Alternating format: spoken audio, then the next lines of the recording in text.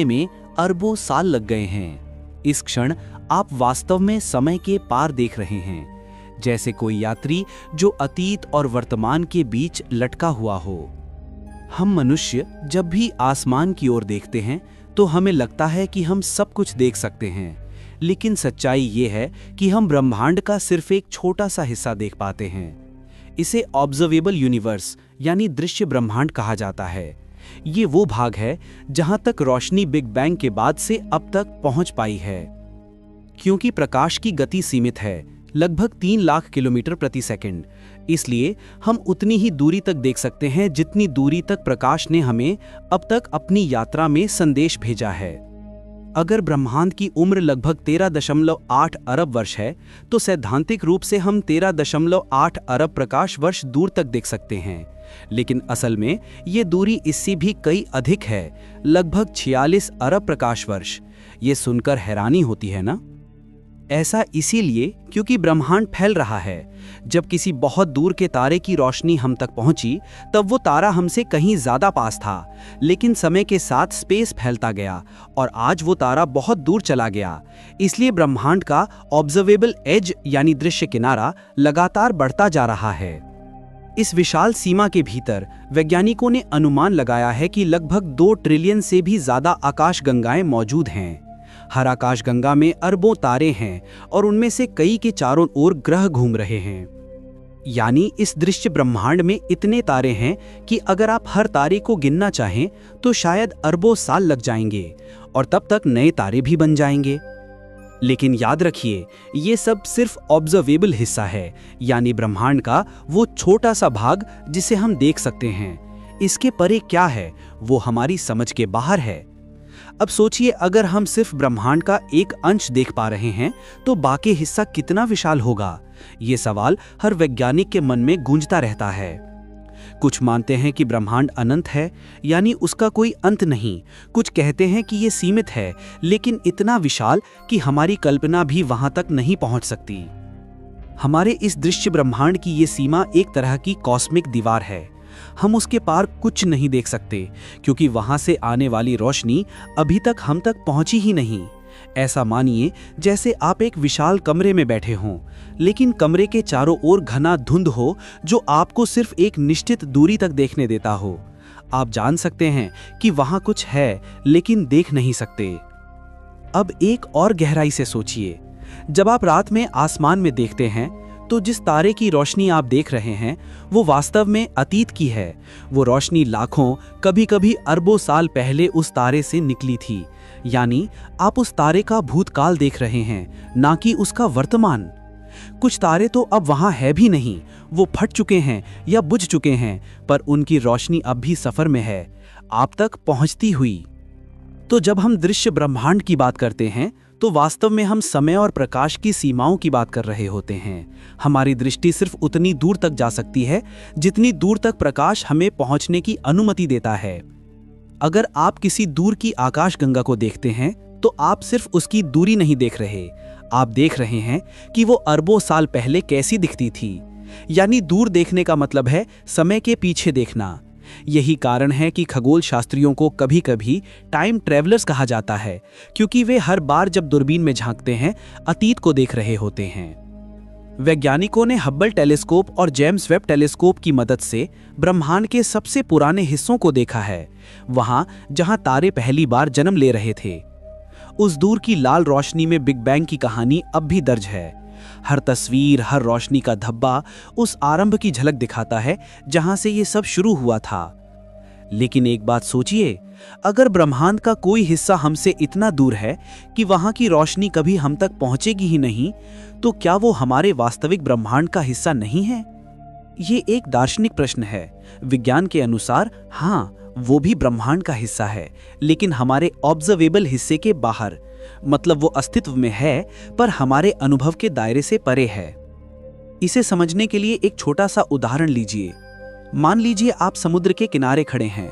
आपकी आंखें जितनी दूर तक देख सकती हैं वहां तक समुद्र फैला है, लेकिन इसका मतलब ये नहीं कि समुद्र वहां खत्म हो गया। वो आगे भी फैला है, बस आप देख नहीं सकते। ठीक यही स्थिति हमारे ब्रह्मांड की है। हमारा दृश्य ब्रह्मांड वो क्षितिज है जहां तक हम देख सकते हैं, लेकिन उसके आगे भी अनंत विस्तार है। अब जरा सोचिए, अगर हम ब्रह्मांड के इस दृश्य हिस्से में हैं, तो क्या किसी और हिस्से में बहुत दूर कोई और सभ्यता हमारे आसमान की ओर देख रही होगी और अपने ऑब्जर्वेबल यूनिवर्स को निहार रही होगी?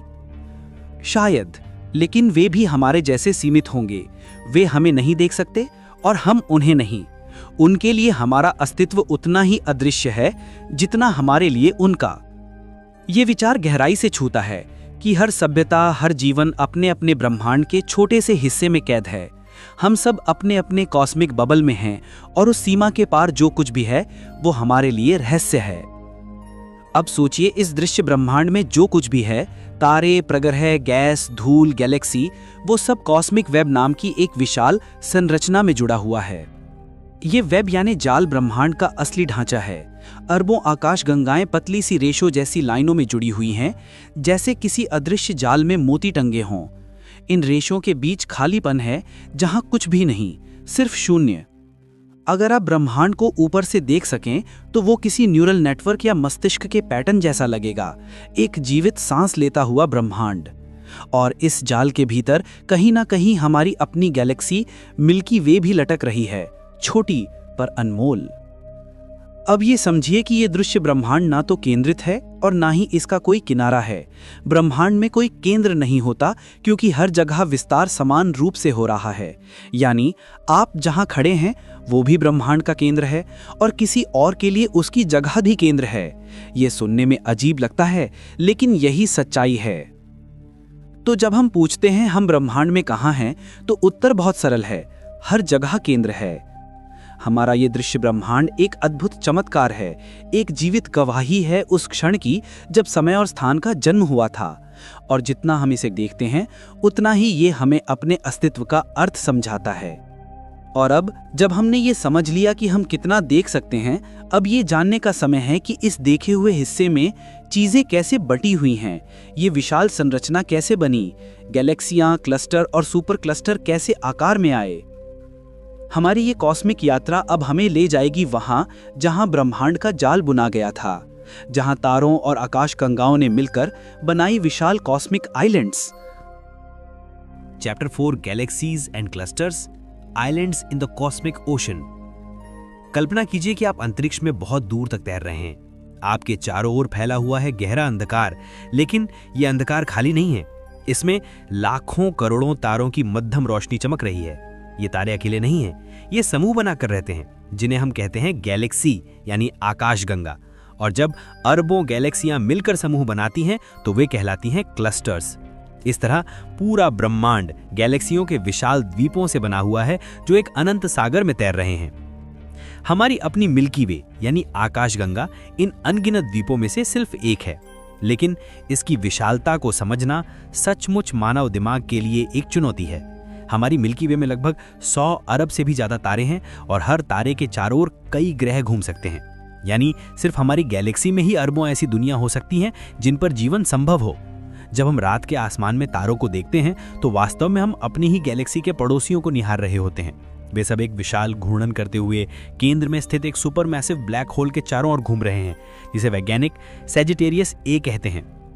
लेकिन हमारी गैलेक्सी अकेली नहीं है। हमारे सबसे नजदीकी गैलेक्सी समूह को कहते हैं लोकल ग्रुप, जिसमें मिल्की वे, एंड्रोमेडा और लगभग 50 से अधिक छोटी गैलेक्सियां शामिल हैं।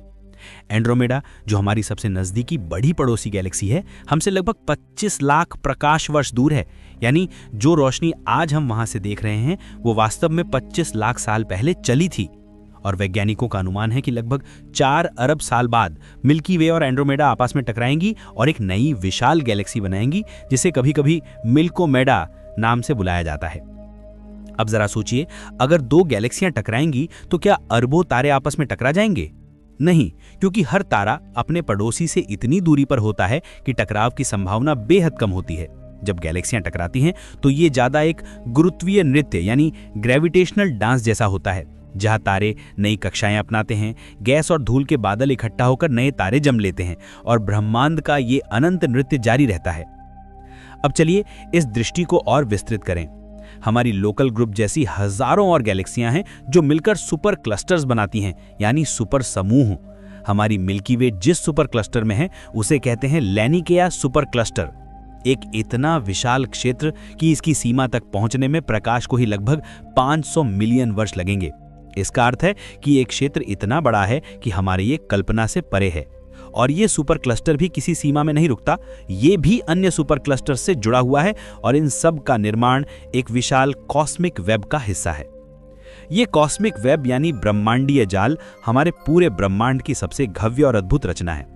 इसे समझने के लिए वैज्ञानिकों ने कंप्यूटर सिमुलेशन का सहारा लिया है।